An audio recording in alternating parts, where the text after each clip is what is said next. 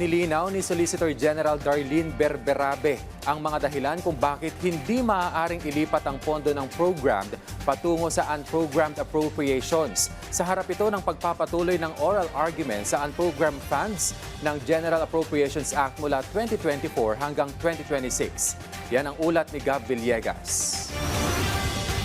Ipinagpatuloy ng Korte Suprema ngayong araw ang oral argument sa 4 na consolidated petitions na kumukwestiyon sa constitutionality ng unprogrammed funds at special accounts sa 2024, 2025 at 2026 General Appropriations Act.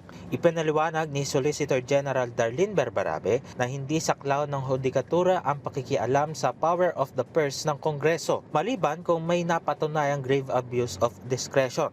Nilinaw rin niya na hindi maaaring ilipat ang pondo ng program appropriations sa unprogrammed appropriations dahil magkaiba ang pinagmumula ng pondo ng mga ito. Anila, hindi rin magandang pagsamahin ang dalawang kategorya sa isang klasifikasyon. The unprogrammed appropriations entirely is based on something that the executive is not prepared to commit, and it is actually saying that it is not targeting. And the funding for the unprogrammed appropriations will be dependent on the excess of anyone in the non-tax revenue based on the latest GAA provision, Your Honor, because every year the triggers might also vary. Samantala, sinabi naman ni dating Senate President Franklin Drilon na naitalagang Amichay Curiay o friend of the court na hindi tahasang nakapaloob sa konstitusyon ang unprogrammed appropriations. Anya, nabuo ito dahil sa pangailangan at bahagi ng proseso ng pagbubuo ng pambansang budget sa pamamagitan ng Bicameral Conference Committee. Idinagdag pa niya na kasama ito sa National Expenditure Program na isinusumite ng ehekutibo sa Kongreso.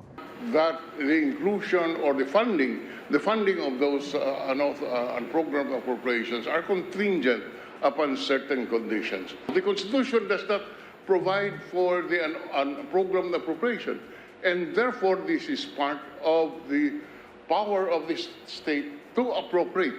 And it is our respectful submission, Your Honor, that this is a plenary power of Congress, and that cannot be restricted, but it doesn't mean that the use of such power cannot be corrected, and that is why there is the power of this honorable court to correct abuses. Gab Humilde Villegas, para sa Bayan.